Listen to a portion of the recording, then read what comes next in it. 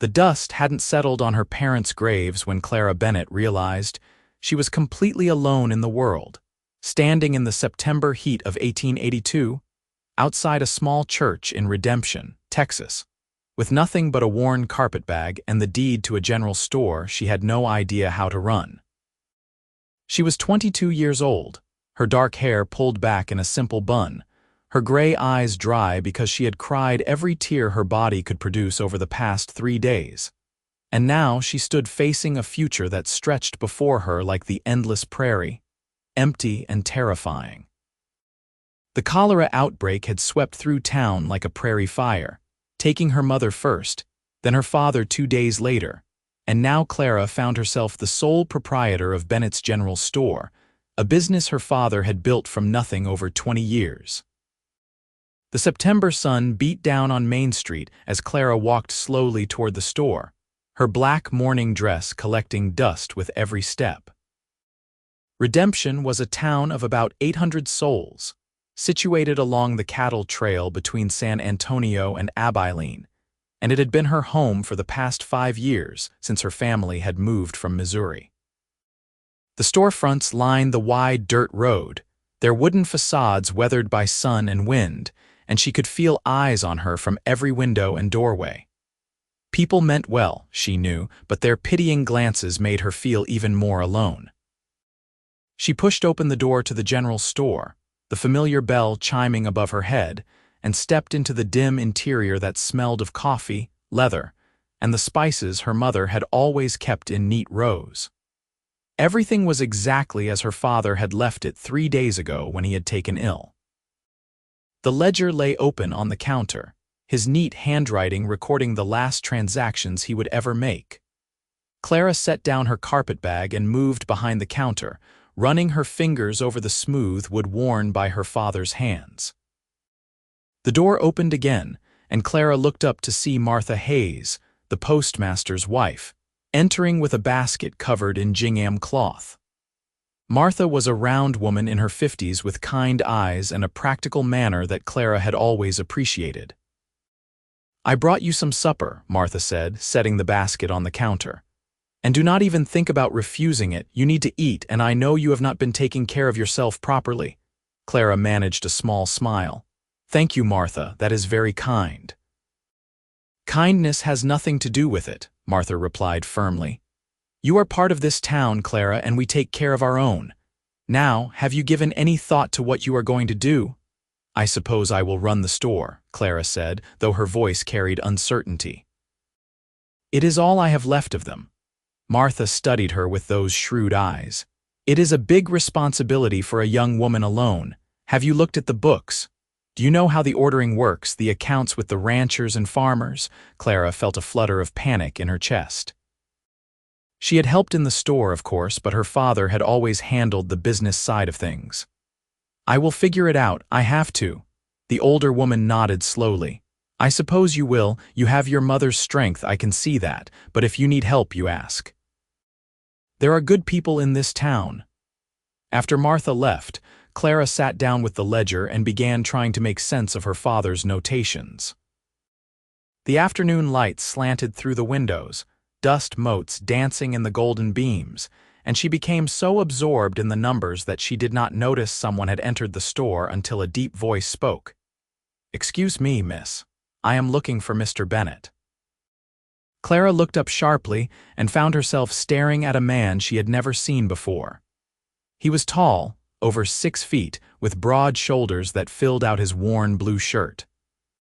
His dark hair was slightly too long, curling at the collar, and his face was sun-bronzed and angular, with a strong jaw shadowed by a day's worth of stubble. But it was his eyes that caught her attention, a striking blue-green like the shallow waters of a creek, set beneath dark brows. He held his hat in his hands, and there was something in his posture that suggested both strength and gentleness. "Mr. Bennett passed away 3 days ago," Clara said, her voice steady despite the fresh wave of grief. "I am his daughter. Can I help you with something?" The man's expression shifted immediately to one of sympathy, and he took a step closer to the counter. "I am very sorry for your loss, miss. I had not heard." He hesitated, then continued.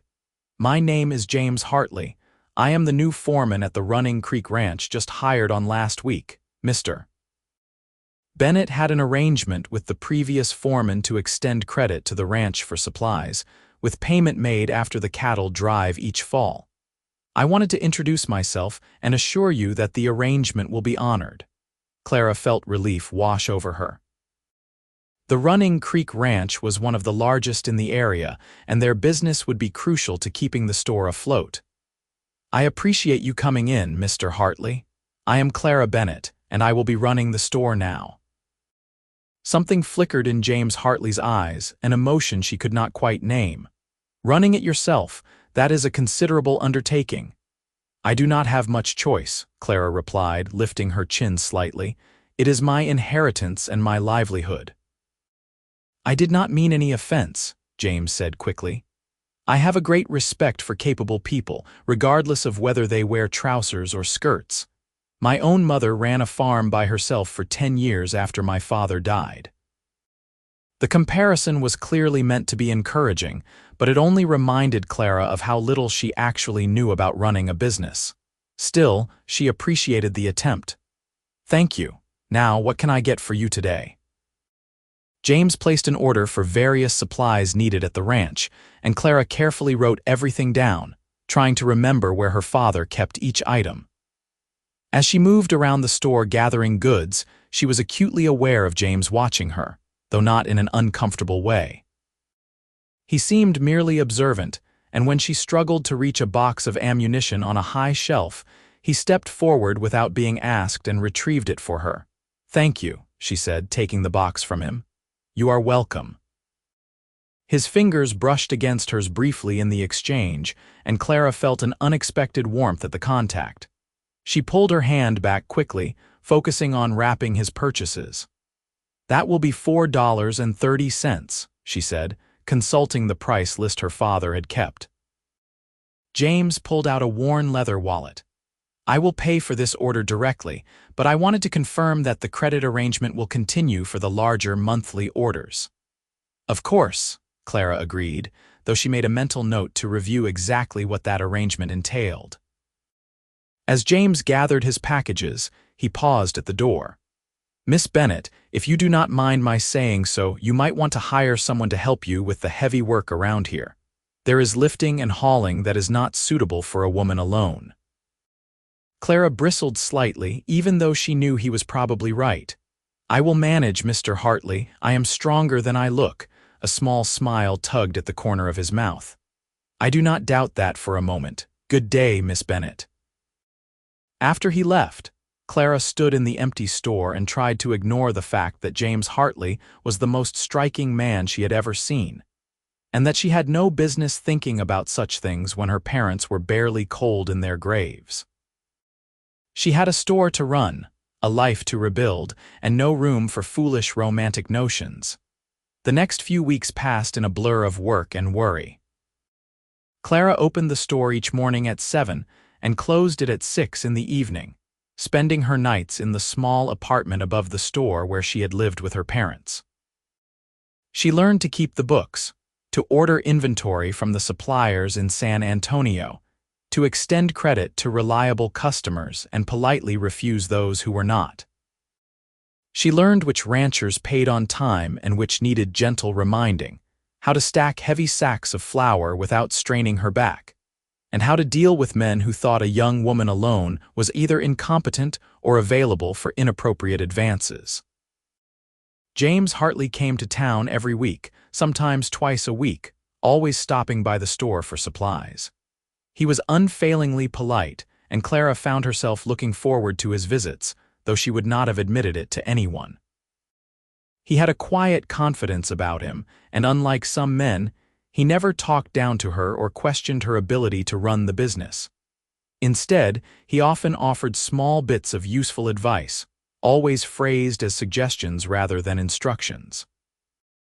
"If you are going to be hauling those salt licks out to customers' wagons," he said one afternoon in early October, "you might want to invest in a good dolly. Saves the back considerable strain." "I will consider that," Clara replied, wiping her hands on her apron. The truth was, her back ached constantly from the physical labor, but she was too proud to admit it. James studied her with those perceptive eyes. "You are working yourself too hard, Miss Bennett. Everyone in town can see it." "Everyone in town can mind their own business," Clara retorted, then immediately felt bad for her sharp tone. "I apologize. That was rude. I am just tired."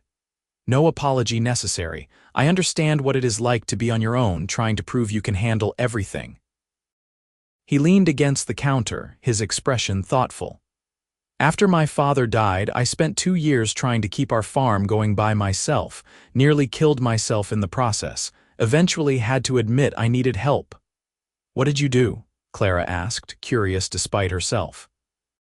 "Hired on a couple of men who needed work, paid them what I could afford. Between the 3 of us, we managed. Then when the drought hit and we lost the crops 3 years running, I sold the place and went to work as a ranch hand. Been working my way up since then. Do you regret it?" "Giving up your family's farm?" James considered this. "Sometimes.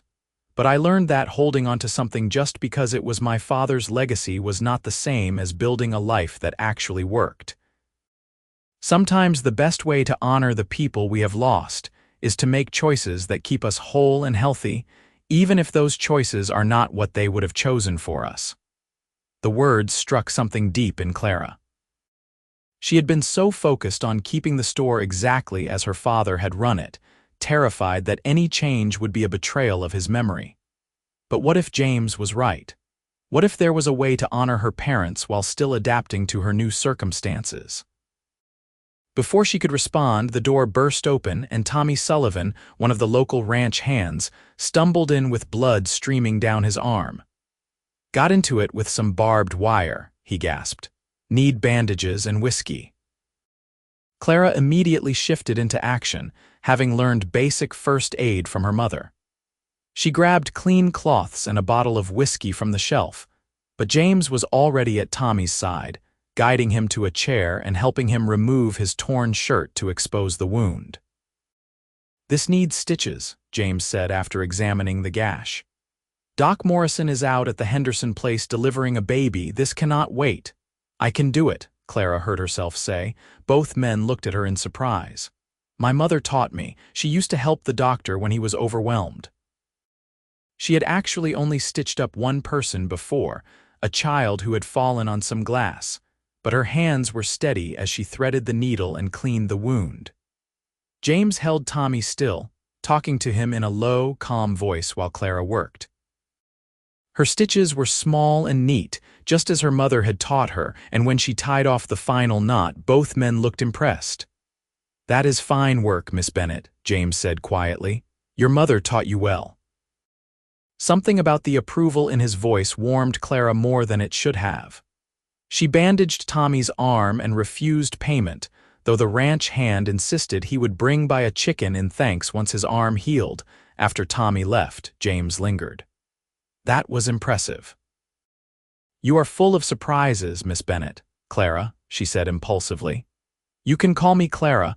We have known each other for several weeks now, and the formality seems unnecessary."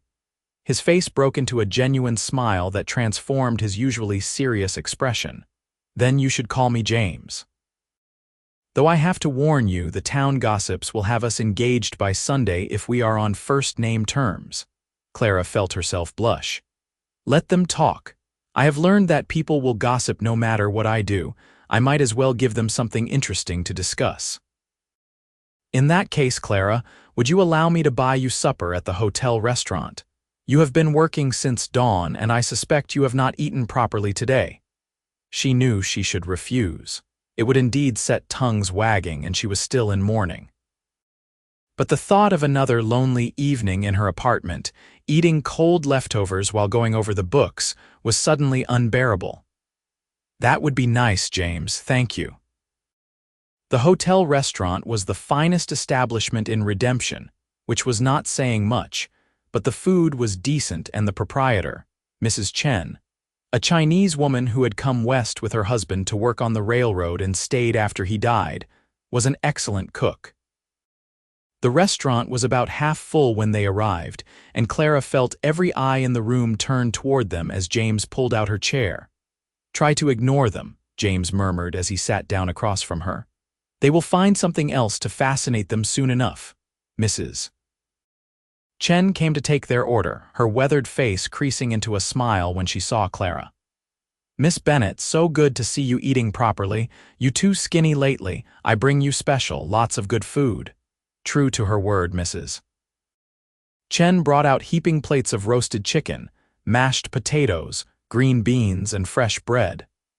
Clara realized she was actually hungry, genuinely hungry, for the first time since her parents had died. She and James ate in comfortable silence for a few minutes before he spoke. "Tell me about your family, Clara. Where did you come from before redemption?" So Clara told him about growing up in Missouri, about her father's dream of owning his own store, about the journey west and the early struggles to establish the business. In turn, James told her about his childhood in Kansas, about learning to work with horses and cattle, about the loneliness of losing first his father and then, years later, his mother to pneumonia. "I have a younger sister," James said, "Sarah. She married a schoolteacher and moved to Denver 3 years ago. We write when we can, but I have not seen her since the wedding." "You must miss her," Clara said softly. "I do. She is the only family I have left." He paused, then added, "I imagine you understand that particular kind of loneliness now." Clara nodded, unable to speak past the sudden lump in her throat. James reached across the table and briefly covered her hand with his, a gesture of comfort that felt entirely natural and right. As the weeks turned into months, James's visits to the store became more frequent, and it became clear to Clara that he was coming as much to see her as to purchase supplies. They fell into an easy friendship that gradually deepened into something more. He helped her reorganize the storeroom for better efficiency, taught her how to handle the occasional drunk cowboy who got too friendly, and listened with genuine interest when she talked about her plans to expand the store's offerings to include more items specifically for women, since the ranch wives often had to send away to San Antonio for anything beyond basic necessities. In return, Clara mended his shirts, recommended books from the small lending library she had started in one corner of the store, and slowly allowed herself to trust that his interest in her was genuine and not some misguided sense of pity for the orphaned storekeeper. By December, the entire town was speculating about when James Hartley would propose to Clara Bennett. The gossip reached a fever pitch when James was seen speaking with Reverend Fisher after Sunday services, and Martha Hayes pulled Clara aside at the store to ask if there was anything she should know. "There is nothing to tell," Clara insisted, though her heart was racing. "James and I are friends, that is all." "Friends do not look at each other the way you two do," Martha replied with a knowing smile. "And there is no shame in it, Clara. You are entitled to happiness, even in mourning. Your parents would want you to build a life." That evening, James arrived at the store just as Clara was closing up. The December air was crisp, and the first stars were appearing in the darkening sky. He looked nervous, shifting his weight from foot to foot in a way she had never seen from him before. "Clara, would you take a walk with me?" he asked. She grabbed her shawl and locked the store, and they walked down Main Street toward the edge of town where the buildings gave way to open prairie. The grass was brown and dormant for winter, rustling softly in the breeze. James was quiet for so long that Clara began to feel anxious, but finally he stopped and turned to face her. "I have been thinking about how to say this for weeks," he began, his breath visible in the cold air. "I have never been good with fancy words, so I am just going to speak plain. Clara, I have come to care for you deeply. More than care, if I am being honest. I think about you constantly. You are the strongest, most capable, most fascinating woman I have ever known, and I cannot imagine my life without you in it." Clara's heart was pounding so hard she thought it might burst from her chest. "James, let me finish," he interrupted gently. "I know it has only been a few months. I know you are still mourning your parents. I know there are people who will say it is too soon or improper. But I also know that life is uncertain and short, and when you find something real and true, you should not let it slip away out of fear or propriety. So I am asking, would you consider becoming my wife? I cannot promise you riches or an easy life, but I can promise that I will work every day to make you happy, to support your dreams, and to build a life with you that honors both of us. Tears were streaming down Clara's face, but for the first time in months, they were tears of joy rather than grief. "Yes," she whispered. "Yes, James, I will marry you." He pulled her into his arms, and when he kissed her, Clara felt something inside her that had been frozen since her parents' death begin to thaw. She kissed him back with all the emotion she had been holding inside, all the loneliness and fear and hope for the future. When they finally pulled apart, both breathless and smiling, James produced a small box from his pocket. Inside was a simple gold band with a small diamond. "It was my grandmother's," he said. "I know it is not much, but—" "It is perfect," Clara interrupted, slipping it onto her finger. "It is absolutely perfect." They walked back to town hand in hand, and by morning, everyone in Redemption knew that James Hartley and Clara Bennett were engaged.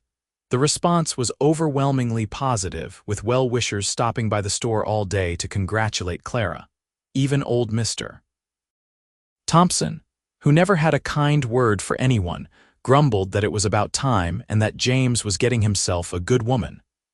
But as the initial excitement faded and they began planning the wedding, Clara faced a reality that brought all her grief rushing back. She had no one to walk her down the aisle.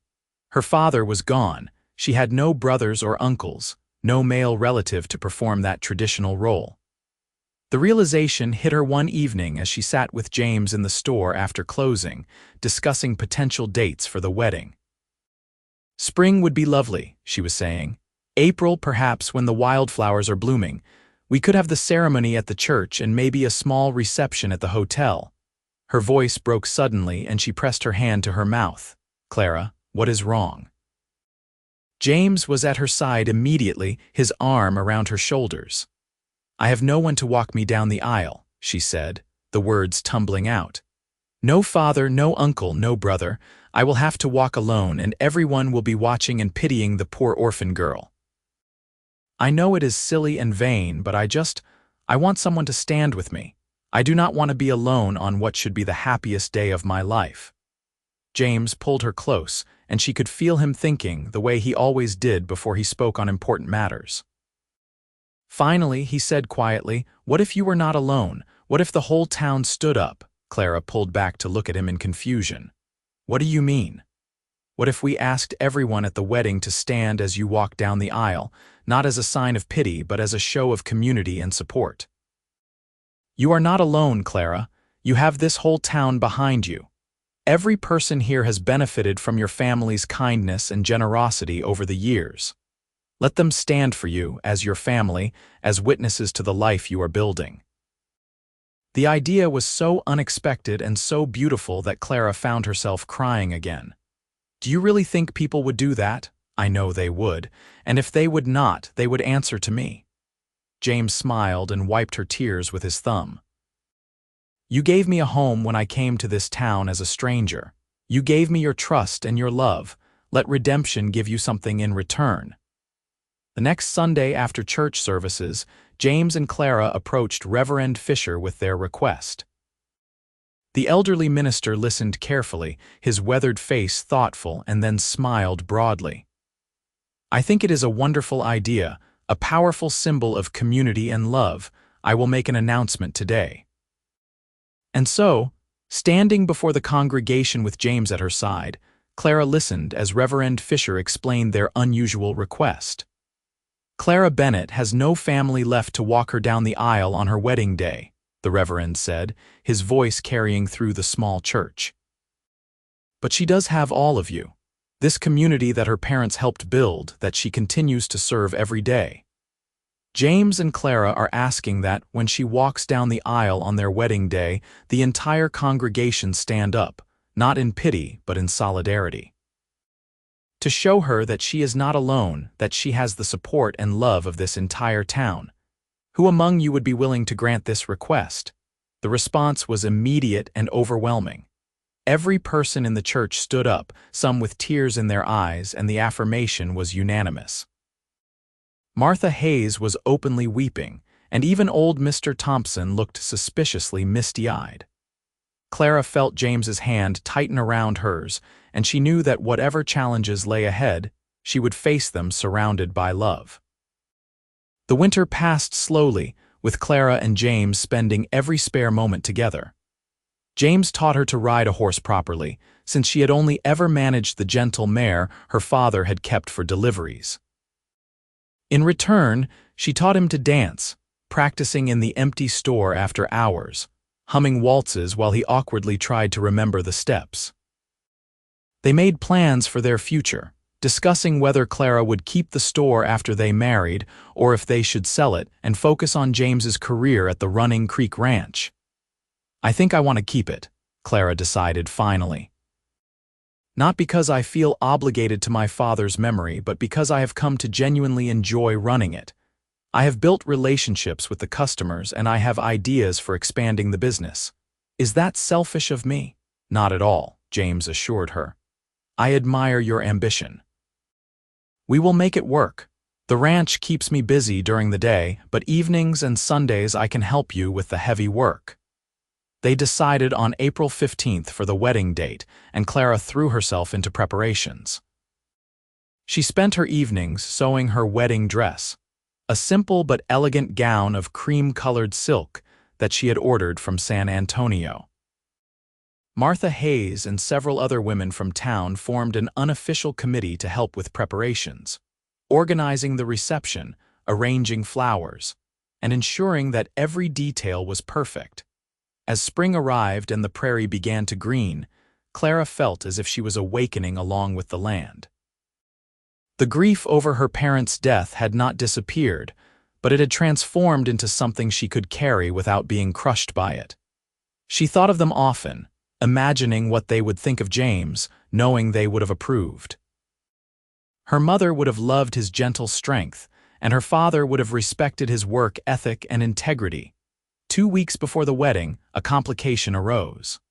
Clara was working in the store when Sheriff Coleman came in, his expression grave. "Clara, I need to talk to you about something serious," her heart sank. "What is wrong?"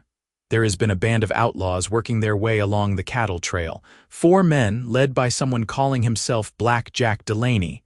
They have been robbing stores and small banks, killing anyone who resists. Word is they are headed this way." Clara felt cold fear wash over her. "When? Could be any day now. I am warning all the business owners to be on alert. Keep your money somewhere safe. Do not try to be a hero if they show up. Your life is worth more than what is in your cash box." That evening, she told James what the sheriff had said. His jaw tightened. "I do not like the thought of you being here alone if these men come to town." "I will be careful," Clara promised, "but I cannot just close the store. People depend on it." "Then I am going to arrange to be in town more often. I will talk to Mr. Garrett about adjusting my schedule." James pulled her close. "Nothing is going to happen to you, not now, not when we are so close to starting our life together."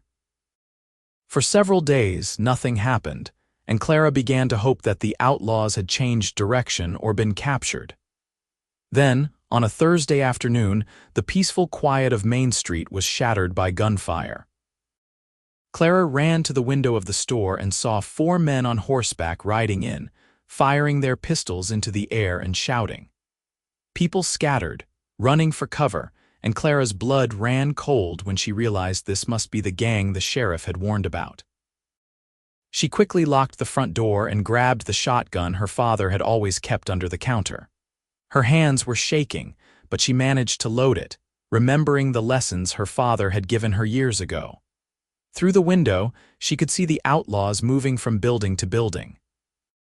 One of them tried the door of the bank, but Sheriff Coleman appeared with his rifle raised, and a brief standoff ensued. Then one of the outlaws turned and looked directly at the general store. He was a large man with a black beard, and even from a distance, Clara could see the cruel set to his features. He said something to his companions and started toward the store. Clara backed away from the window, raising the shotgun, praying she would not have to use it but knowing she would if necessary. The man tried the door, found it locked, and without hesitation raised his pistol and shot the lock. The door swung open and he stepped inside, his eyes adjusting to the dimmer interior. When he saw Clara standing behind the counter with the shotgun aimed at him, he laughed. "Well now, is not this something? A little girl playing at being dangerous." His voice was rough, mocking. "Put that down before you hurt yourself, sweetheart." "Get out of my store," Clara said, proud that her voice did not shake even though her insides felt like water. "Your store? Well, I guess that means all the money in here is yours too. Why do not you hand it over and I will be on my way?" "I said get out." Clara kept the shotgun steady, aimed right at his chest. The outlaw's expression darkened. "You are trying my patience, girl. I have killed men for less than this. You really want to die over a few dollars." Before Clara could respond, another gunshot rang out from outside, followed by shouts. The outlaw glanced toward the door, distracted for just a moment, and in that instant, the back door of the store burst open and James came through, his own rifle in his hands. "The lady told you to leave," James said, his voice deadly calm. "I suggest you listen." The outlaw spun around, caught between two guns, and Clara could see him calculating his chances. He was fast, she would give him that. His hand moved toward his pistol in a blur, but James was faster. His rifle cracked once, and the outlaw fell, clutching his shoulder and cursing. More gunfire erupted outside, and then suddenly it was over. Sheriff Coleman and several townsmen had managed to corner and capture the other three outlaws. One was dead, two were wounded, and Black Jack Delaney himself, the wounded man on the floor of Clara's store, was the worst injured of those still alive. In the aftermath, as Doc Morrison patched up the outlaws before they were taken to jail to await trial, the whole story came out. James had been on his way to town when he had heard the gunfire. Instead of riding in openly, he had circled around and come in through the back alleys, positioning himself to help however he could. When he had seen the outlaw enter Clara's store, he had not hesitated. That night, as they sat together in her apartment above the store, Clara was still shaking from the adrenaline. "You saved my life," she said quietly. "If you had not come when you did—" "Do not think about that," James interrupted, pulling her close. "You were handling yourself just fine. That man would have been in for a shock if he had tried anything, but I am glad I was there." "I am too." Clara rested her head against his chest, listening to the steady beat of his heart. "James, promise me something. Promise me that no matter what happens in our lives, we will always protect each other like this. Not just from outlaws and danger, but from loneliness and despair and all the hardships life throws at us." "I promise," James said solemnly, tilting her face up to kiss her. "From now until my last breath, I promise." The incident with the outlaws became the talk of the town, with Clara's bravery being discussed in every saloon and parlor. She was embarrassed by the attention, insisting she had only done what anyone would have done, but secretly she felt a new confidence in herself. She had faced genuine danger and had not fallen apart. She was stronger than she had known. The final 2 weeks before the wedding passed in a rush of last-minute preparations. Clara finished her dress, working late into the night to get every detail perfect. The bodice was fitted with delicate lace trim at the collar and cuffs, and the skirt fell in soft folds to the floor. It was the most beautiful thing she had ever made, and when she tried it on the night before the wedding, she felt tears prick her eyes as she imagined her mother's face if she could see her. "I wish you were here," she whispered to the empty room. "Both of you, but I know you would love him. He is everything I ever hoped for and more." The morning of April 15th dawned clear and beautiful, with a gentle breeze carrying the scent of wildflowers from the prairie. Clara woke early in the apartment above the store, her heart racing with a mixture of excitement and nerves. Martha Hayes arrived soon after with several other women to help her get ready, and the small space was filled with chatter and laughter as they arranged her hair and helped her into the dress. "You look absolutely beautiful," Martha said, her eyes suspiciously bright. "Your mother would be so proud." Clara studied herself in the small mirror. The dress fit perfectly, and her dark hair had been arranged in soft curls with a few wildflowers woven through. She did look beautiful, she realized with some surprise, but more than that, she looked happy. Truly, genuinely happy for the first time in months. The walk to the church was short, just down Main Street, but it felt momentous. People came out of shops and houses to watch her pass, calling out congratulations and well wishes. When she reached the church, Reverend Fisher was waiting at the door, his face wreathed in smiles. "Are you ready, my dear?" he asked gently. Clara took a deep breath. "I am ready." The Reverend escorted her into the vestibule of the church, and Clara could hear the murmur of voices from inside the sanctuary. Every seat was filled, and people were standing along the walls. The entire town had turned out for the wedding. Martha gave her a final encouraging squeeze on the arm, then hurried inside to take her seat. Through the crack in the door, Clara could see James standing at the altar. He wore a new suit, his dark hair neatly combed, and even from a distance, she could see the love and anticipation on his face. Beside him stood Tom Henderson, one of the other ranch foremen, serving as his best man. Reverend Fisher signaled to Mrs. Thompson at the piano, and the opening notes of the wedding march filled the church. The Reverend opened the doors wide, and Clara took her first step forward. As she did, something extraordinary happened. Every single person in that church stood up. Not just a few, not just those in the front rows, but every man, woman, and child rose to their feet. They did not turn to look at her, which would have felt like judgment or pity. Instead, they faced forward, standing tall and proud, creating two solid walls of support and love for her to walk between. Tears blurred Clara's vision as she moved slowly down the aisle. She saw Martha Hayes openly weeping, Sheriff Coleman standing straight and tall in his Sunday best, Mrs. Chen from the restaurant with her hands clasped over her heart, old Mr. Thompson with something that might have been a tear on his weathered cheek. She saw the ranch hands from Running Creek Ranch, the farmers and their families, the shop owners and their wives, everyone who made up the fabric of redemption standing as one to show her she was not alone.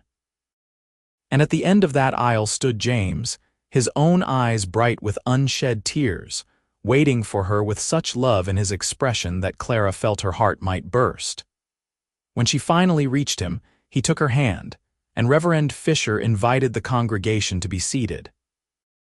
The rustling as they sat down seemed to echo through the church like a benediction. "Dearly beloved," Reverend Fisher began, "we are gathered here today in the sight of God and this community to witness the union of James Hartley and Clara Bennett in holy matrimony." Clara barely heard the traditional words of the ceremony. She was too focused on James's face, on the way he looked at her as if she was the most precious thing in the world, on the strength of his hand holding hers. When it came time for the vows, James spoke his clearly and firmly, promising to love and cherish her through all the days of their lives. Then it was Clara's turn, and she found her voice strong and sure. "I, Clara, take you, James, to be my husband. I promise to stand by your side through joy and sorrow, through plenty and want, through all the challenges life may bring. I promise to love you with all my heart, to honor and respect you, to build a life with you that is worthy of this community that has shown me such kindness.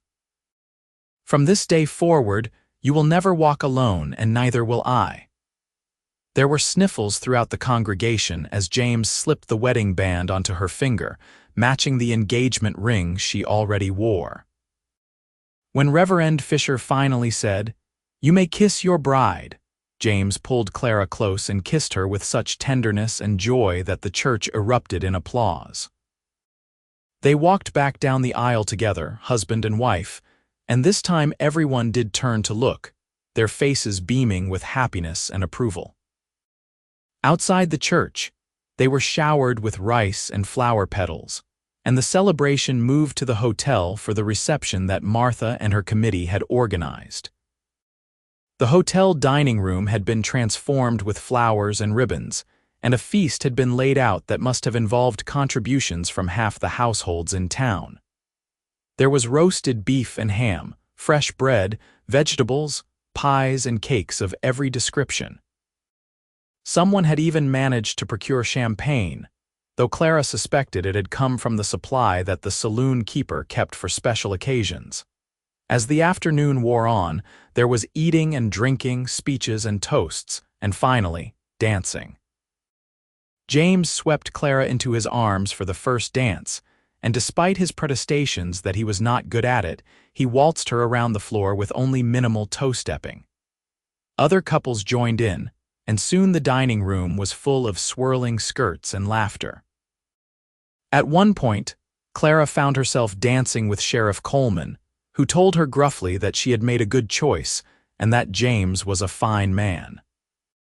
Then with Tom Henderson, who congratulated her and said that James had been insufferable to work with these past weeks, so distracted by love that he could barely focus on his ranch duties.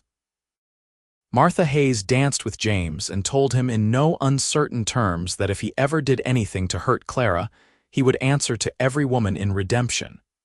As evening approached and the party began to wind down, James and Clara said their goodbyes and headed to their new home. James had spent the past month fixing up a small house on the edge of town, halfway between the store and the ranch, with a little yard and a barn for their horses. It was modest but sturdy, and Clara had already begun to make it their own, hanging curtains and arranging furniture. Inside, James lit the lamps, casting a warm glow through the rooms. He turned to Clara and pulled her close, and this time when he kissed her, there was a new intensity, a promise of the intimacy that would seal their marriage.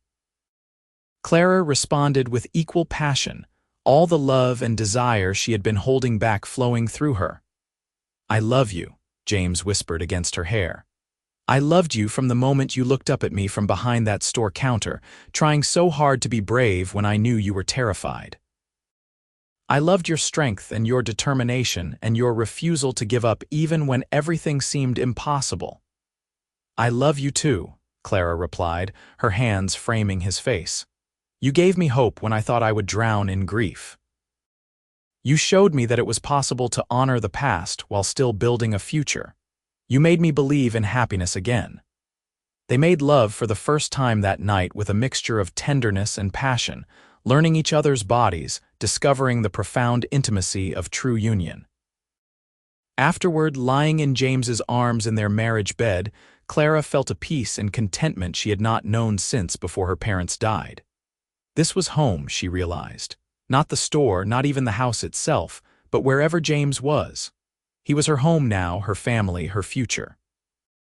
The months that followed were filled with the joyful chaos of newlywed life. Clara continued to run the store, and true to his word, James helped whenever his ranch duties allowed. They fell into a comfortable rhythm, working together during the day and spending their evenings in their little house, cooking simple meals and talking about everything and nothing. They made love frequently, with a passion that seemed only to grow stronger as they grew more comfortable with each other. By midsummer, Clara noticed changes in her body. She was tired more often, her breasts were tender, and certain smells made her nauseous. She suspected what it meant, but she wanted to be certain before she told James. Doc Morrison confirmed her suspicions in late July, and Clara floated home in a daze of joy and terror. A baby. She was going to have a baby. She told James that evening as they sat on their small porch, watching the sun set over the prairie. "I have news," she said, taking his hand and placing it on her still flat stomach. "We are going to have a baby, sometime around February, Doc Morrison thinks." The expression on James's face was something Clara would remember for the rest of her life.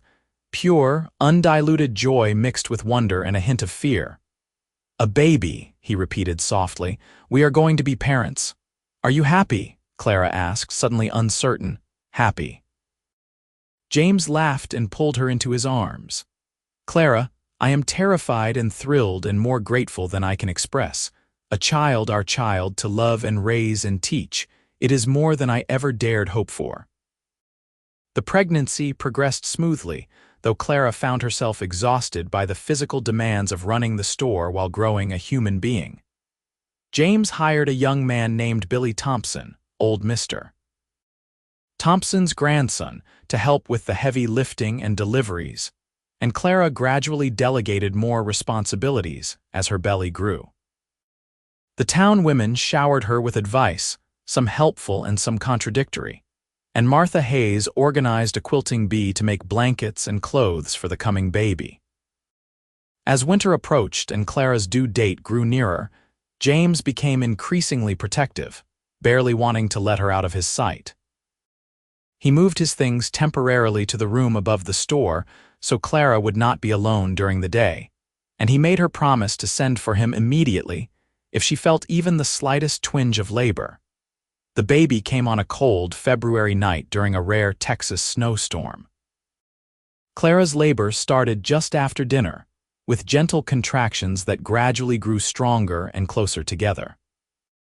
James sent Billy racing through the snow to fetch Doc Morrison and Martha Hayes, and then he stayed at Clara's side, holding her hand and murmuring encouragement as the pains intensified. The labor lasted through the night, long and exhausting, and there were moments when Clara wondered if she had the strength to continue. But James never left her side, his presence a constant source of strength and comfort. When dawn broke and the final pushes came, Clara bore down with everything she had, and suddenly the room was filled with the thin, reedy cry of a newborn. "It is a boy," Doc Morrison announced, holding up the squirming, red-faced infant. "A healthy, strong boy." James was openly weeping as the doctor cleaned the baby and wrapped him in one of the quilts Martha had made. When he placed the child in Clara's arms, she looked down at the tiny face, the dark hair plastered to his little head, the eyes squeezed shut against the brightness of the world, and felt a love so profound it almost frightened her. "He is perfect," she whispered. "Absolutely perfect." "What shall we name him?" James asked, his finger gently touching their son's tiny hand. The baby immediately grasped it, and James made a sound that was half laugh, half sob. Clara had thought about this for months. "I want to name him Thomas William, after both our fathers, Tom for short." "Thomas William Hartley," James repeated. "It is a strong name, a good name." He leaned over and kissed Clara's forehead. Thank you for this gift, for our son, for being the most amazing woman I have ever known." Little Tom Hartley quickly became the darling of redemption.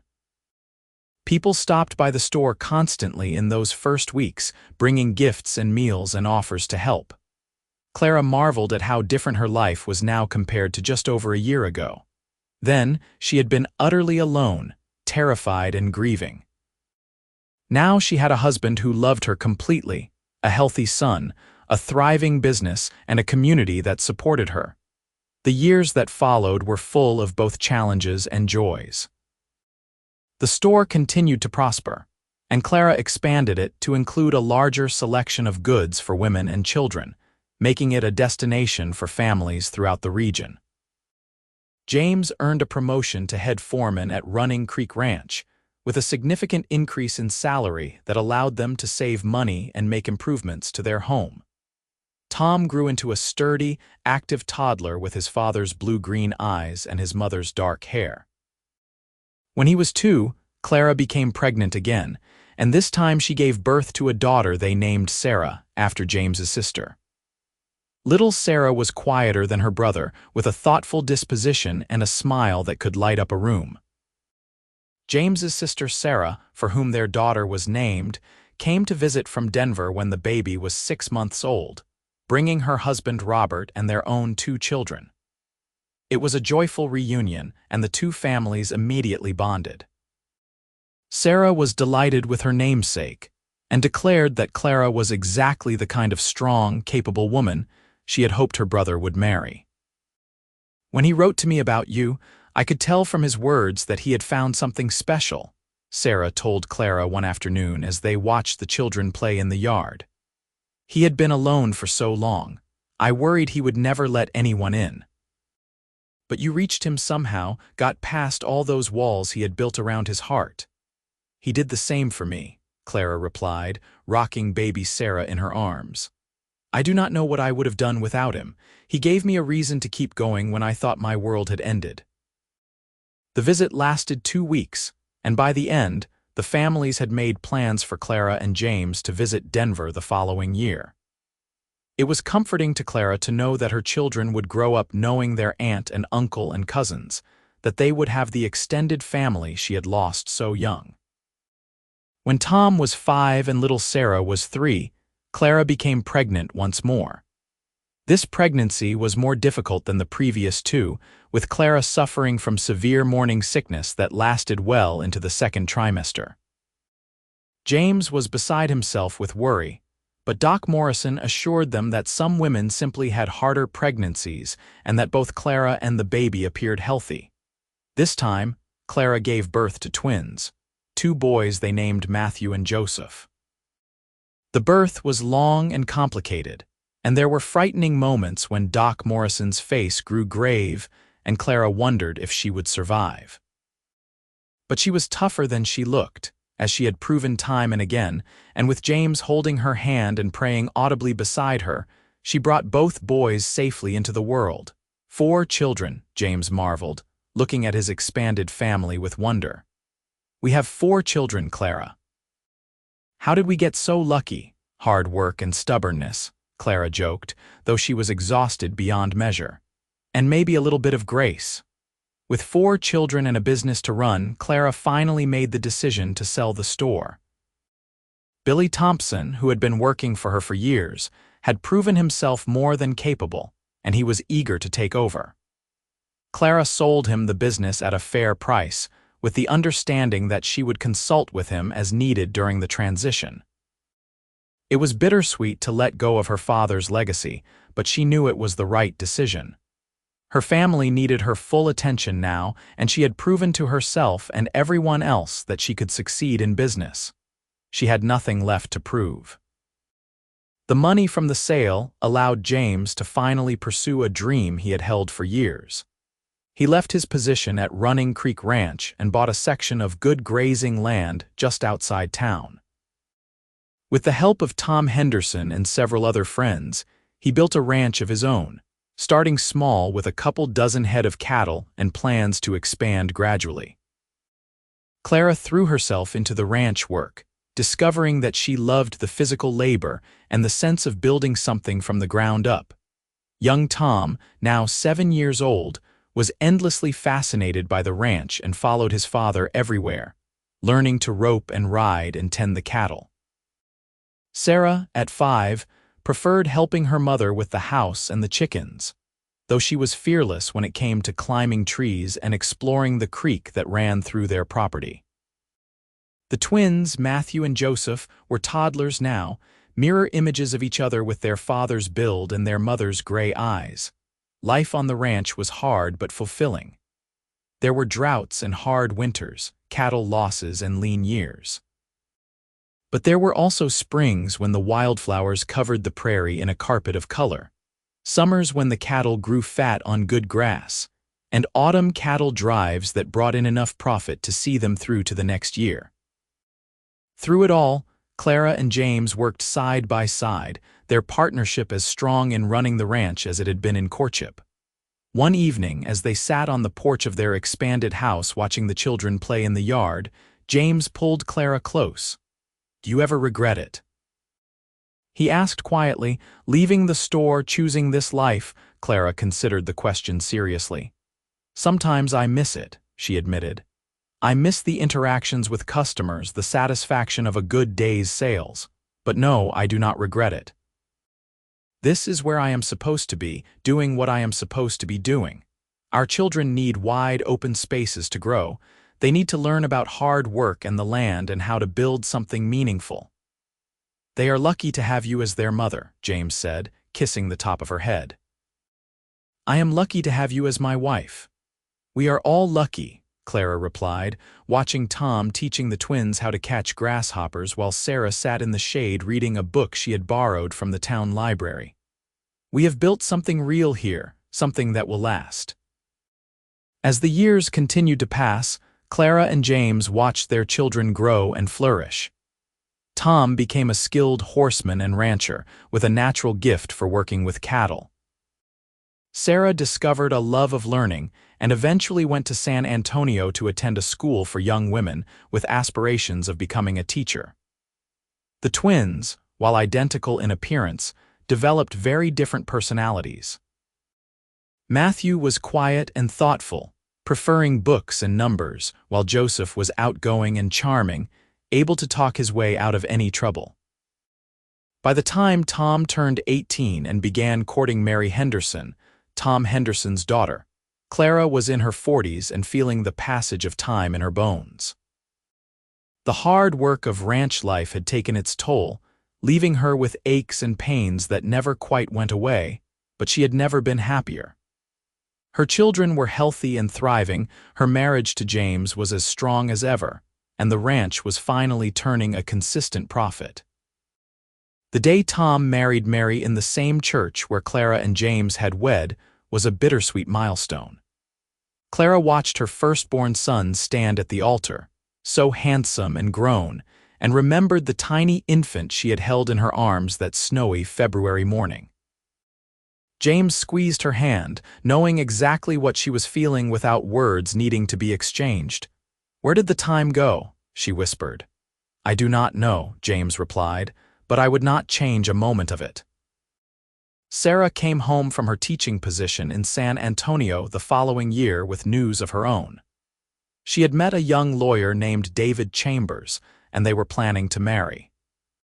Clara approved of the match after meeting David, finding him intelligent and kind with a deep respect for Sarah's ambitions. They married that autumn, and Sarah continued teaching even after the wedding, a modern woman in a changing world.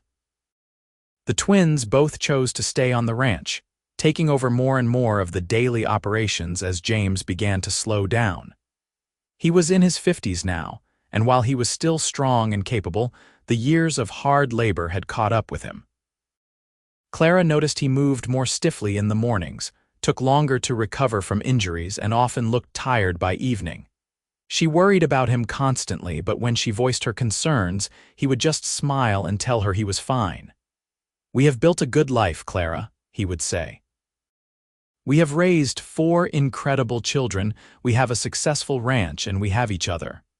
What more could a man ask for?" One evening in late spring, when Clara was 45 and James was 52, they took a rare evening to themselves and rode out to a high point on their property that overlooked the prairie. They sat on their horses side by side, watching the sun set in spectacular shades of orange and pink, and Clara felt a wave of contentment wash over her.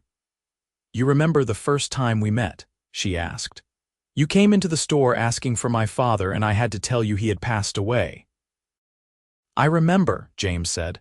"I remember thinking you were the most beautiful woman I had ever seen, even with sadness in your eyes, and I remember thinking I would do anything to make that sadness go away."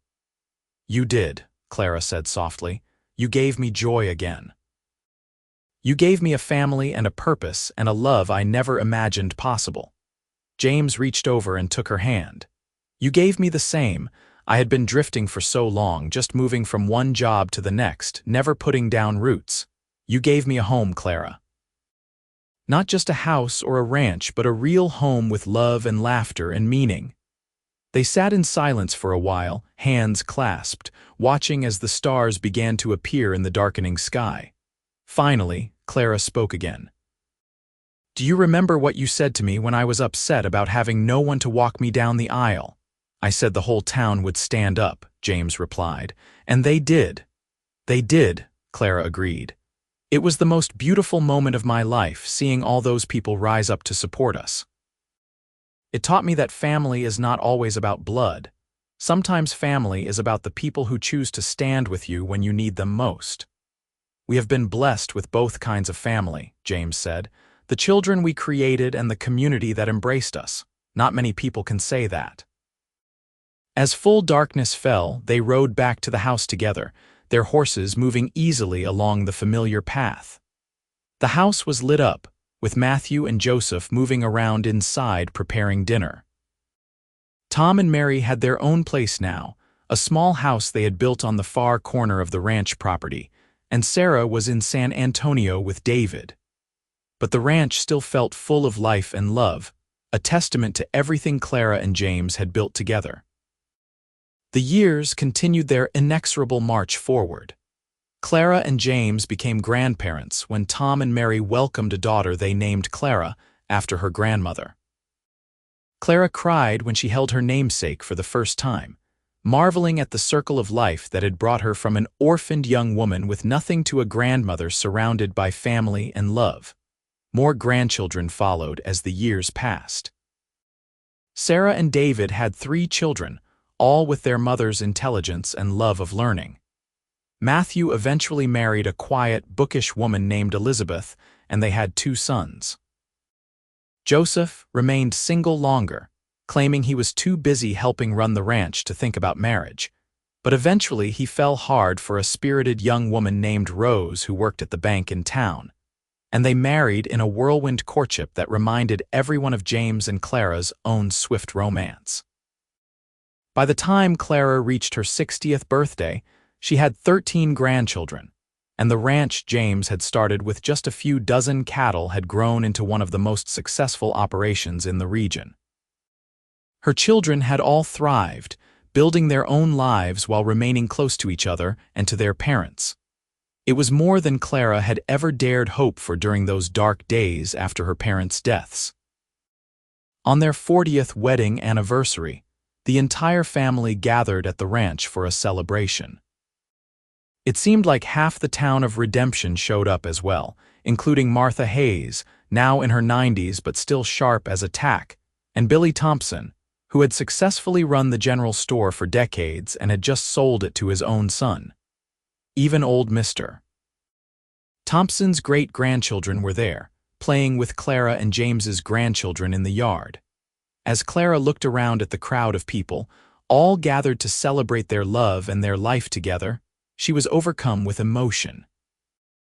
James found her standing alone in the kitchen, tears streaming down her face, and immediately pulled her into his arms. "What is wrong, my love?" he asked gently. "Nothing is wrong," Clara said, laughing through her tears. "Everything is right, more right than I ever imagined possible. I was just remembering that scared, lonely girl I was when we met, and thinking about how far we have come." "We have come far," James agreed. "But that scared, lonely girl was also brave and strong and determined. She built a life from nothing, and she inspired everyone around her to be better. I fell in love with that girl, Clara, and I am still in love with the woman she became." They kissed, oblivious to the party going on around them, lost in each other just as they had been 40 years ago. When they finally pulled apart, they were both smiling, and Clara felt a peace that went soul deep.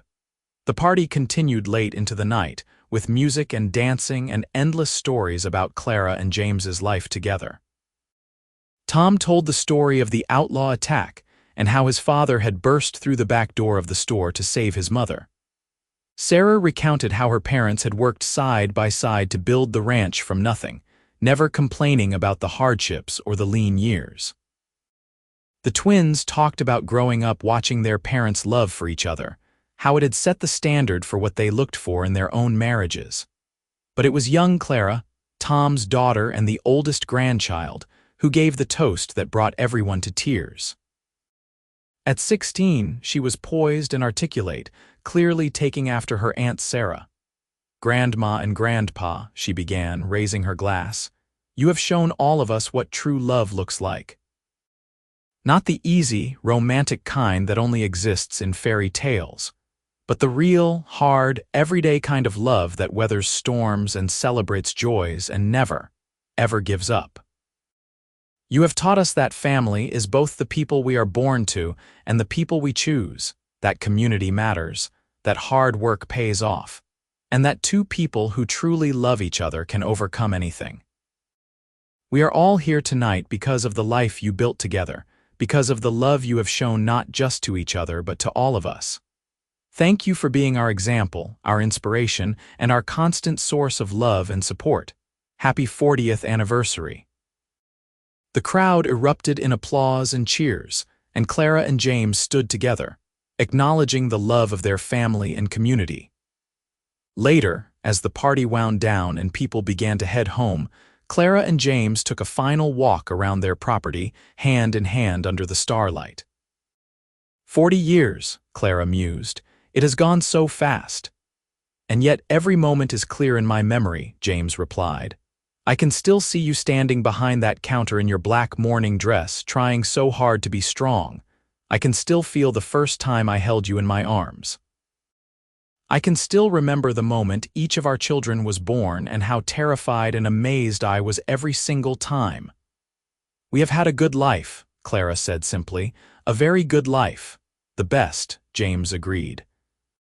They stood together in silence, two people who had found each other in the midst of grief and loneliness and had built something beautiful and lasting. Around them, the prairie stretched endlessly, the same prairie that had witnessed their courtship, their marriage, the raising of their children, and the building of their legacy. As they walked back to the house, Clara thought about that day in the church, when the entire town had stood up to walk her down the aisle. They had kept their promise in ways that went far beyond that single moment. The community of redemption had stood by her and James through every challenge, every joy, every milestone. And in turn, Clara and James had given back, supporting their neighbors, creating jobs, contributing to the growth and prosperity of the town. The years continued to pass, bringing with them the inevitable changes that time demands. James's health began to decline in his 70s, his heart weakening, though his spirit remained as strong as ever. Clara nursed him through his illnesses with the same fierce determination she had brought to every challenge in her life, refusing to let him give up, refusing to imagine a world without him in it. But one spring morning, when James was 76 and Clara was 69, he passed away peacefully in their bed, holding Clara's hand. His last words were, "Thank you for the most wonderful life a man could ask for. I will love you beyond death, beyond time, beyond everything." Clara's grief was profound, but different from the grief she had felt when her parents died. This was the loss of her other half, the person who had been beside her for 54 years of marriage. But it was also a grief tempered by gratitude, by the knowledge that they had been blessed with decades of love and happiness, that they had raised a family and built a legacy that would continue long after they were gone. The funeral was the largest redemption had ever seen, with people coming from all over the state to pay their respects to James Hartley, the cowboy who had built a life and a family with integrity and love. Clara stood at the graveside surrounded by her children, grandchildren, and great-grandchildren, watching as James was laid to rest in the cemetery where her parents were also buried, and she felt a strange sense of peace. They had come full circle, she and James, beginning their story in this town and ending it here as well. In the months that followed, Clara slowly adjusted to life without James. Her children wanted her to come live with one of them, but Clara was stubborn and independent, insisting on staying in the house she and James had built. Matthew and Joseph ran the ranch now, and they checked on her daily, but Clara still had her routines and her dignity and her memories. She spent her days tending her garden, reading and writing letters to her far-flung grandchildren and great-grandchildren. She volunteered at the church and helped Martha Hayes's granddaughter, who had taken over organizing community events, plan various town functions. She attended every family gathering, every christening and birthday and celebration, storing up these moments of joy like treasures. On what would have been her and James's 55th wedding anniversary, Clara made the journey to the cemetery with a bouquet of wildflowers. She sat beside James's grave for a long time, talking to him as if he was still there, telling him about the grandchildren and great-grandchildren, about the ranch, about the changes in redemption and the wider world. "I miss you every moment of every day," she said quietly. "But I am not afraid anymore. I know you are waiting for me, and when my time comes, we will be together again. Until then, I will keep living the life we built together, honoring your memory by being the strong, capable woman you always believed I was." Clara lived for another 8 years after James's death, remaining active and engaged until the very end.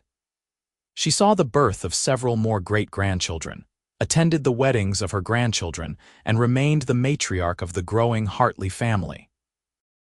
When she finally passed away peacefully in her sleep at the age of 77, it felt like a natural completion of a life fully lived. Her funeral was, if anything, even larger than James's had been. 5 generations of Hartleys gathered to say goodbye, along with what seemed like the entire population of Redemption and the surrounding area. As they lowered her casket into the ground beside James, young Clara, now a married woman with children of her own, spoke for the family.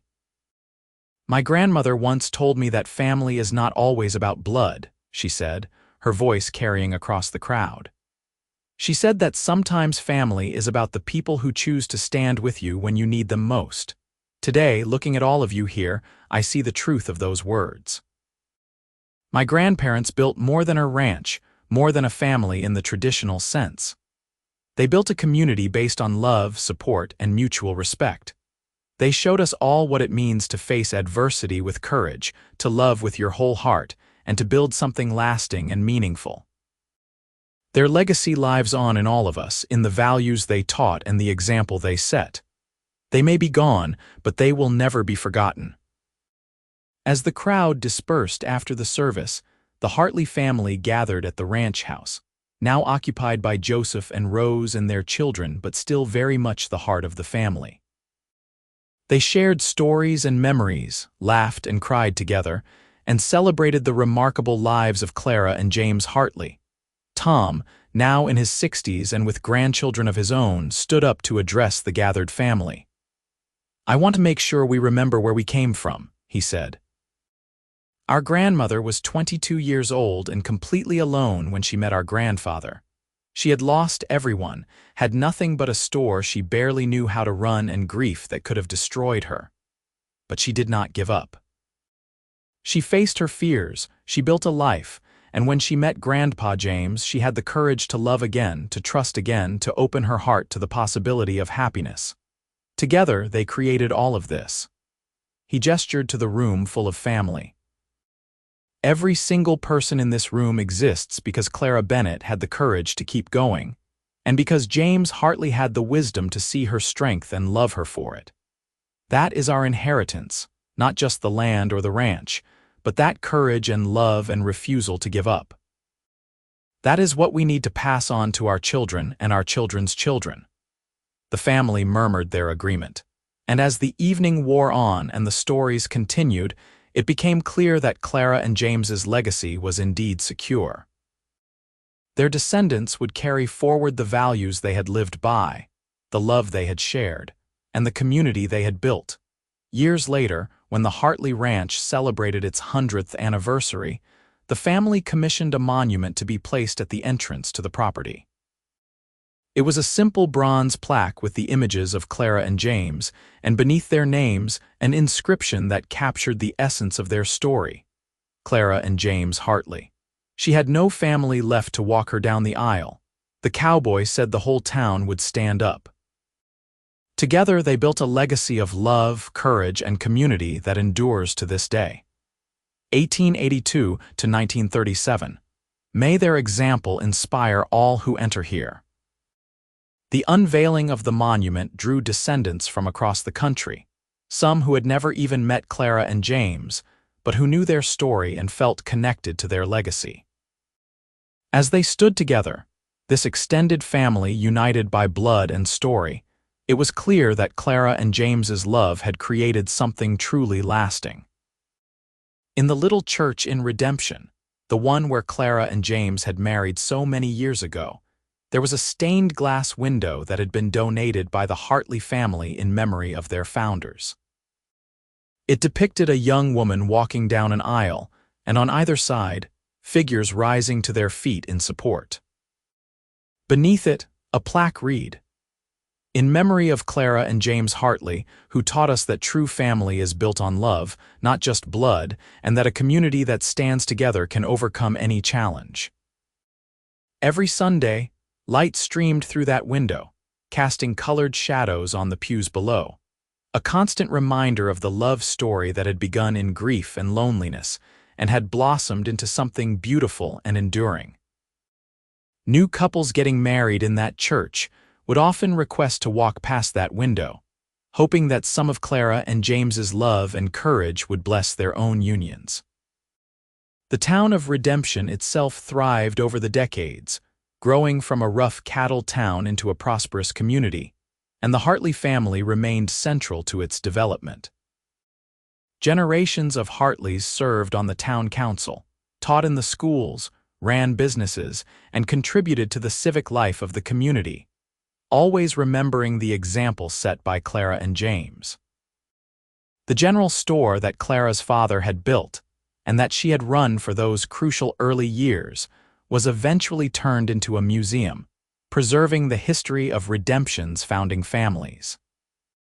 In one corner, carefully maintained, was a recreation of how the store looked when Clara ran it, complete with the counter where she had first met James, the ledger in which she had painstakingly recorded transactions, and even the shotgun she had used to face down the outlaw. Schoolchildren came on field trips to learn about the town's history, and they always asked to hear the story of Clara Bennett and James Hartley, the orphaned storekeeper and the cowboy who had fallen in love and built an empire. What made their story so enduring, though, was not the material success they had achieved. It was the emotional truth at the heart of it, that love can heal even the deepest wounds, that community matters, that courage in the face of loss can lead to unexpected joy, and that two people who commit to each other completely can create something that lasts far beyond their own lifetimes. In the end, Clara and James's greatest legacy was not the ranch or the family or even the story itself. It was the proof, lived out over decades and passed down through generations, that even in the darkest moments when everything seems lost, there is always the possibility of hope. That a young woman standing alone and grieving could find love and build a family. That a cowboy with nothing but integrity and a good heart could create a lasting legacy. That a community coming together in support of two people starting their life together could create bonds that would endure for generations. Their story became a legend in Redemption and beyond, told and retold, embellished and romanticized, but always returning to the core truth. She had no family left to walk her down the aisle, and the cowboy said the whole town would stand up. And in that moment, when an entire community rose to their feet to support a young woman they had come to love and respect, something magical happened.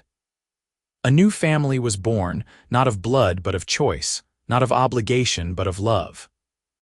And that family, in all its many branches and generations, continued to grow and thrive, rooted in the values Clara and James had lived by.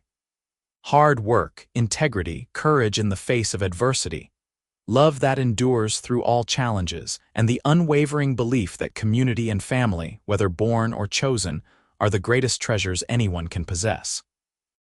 When historians later studied the development of small towns in Texas during the late 19th and early 20th centuries, Redemption was often cited as an exceptional example of community resilience and growth. While other towns had fallen victim to economic hardship, drought, and the changing times, Redemption had not just survived but thrived. Scholars pointed to various economic and geographical factors, but longtime residents knew the real reason. It was the spirit of community that Clara and James Hartley had embodied and passed on. The idea that when people stand together, support each other, and refuse to let any member of the community face their challenges alone, anything is possible. As the decades rolled into a new century, the Hartley descendants spread across the country and even around the world, pursuing various careers and dreams. But they always maintained their connection to Redemption, to the ranch, to the story of Clara and James. Family reunions were held every 5 years, drawing Hartleys from all corners of the globe to walk the land their ancestors had settled, to stand in the church where their love story had been sealed, and to remember where they came from. And on those occasions, someone would always tell the story anew to the children who had not yet heard it or to those who wanted to hear it again. They would speak of a young woman who had lost everything but refused to be defeated, of a cowboy who saw her strength and loved her for it, of a community that stood up to support their union, and of a love that had created a legacy lasting far beyond a single lifetime. The story always ended the same way, with a reminder that love, true love, the kind that Clara and James shared, is the most powerful force in the world. It can heal wounds, build families, create communities, and leave a mark on the world that time cannot erase. Their story was proof that even in the harshest circumstances, in the wild and unforgiving landscape of the Old West, love could not just survive but flourish and create something beautiful and lasting. And so the legend lived on, passed from generation to generation, a testament to the power of love, courage, and community. She had no family left to walk her down the aisle, and the cowboy said the whole town would stand up. They did stand up, and in doing so, they helped create one of the greatest love stories the West had ever known. A story that began with grief and loneliness, that was built on courage and determination, that was strengthened by community and support, and that ultimately proved that love, real love, can overcome any obstacle and create a legacy that endures forever.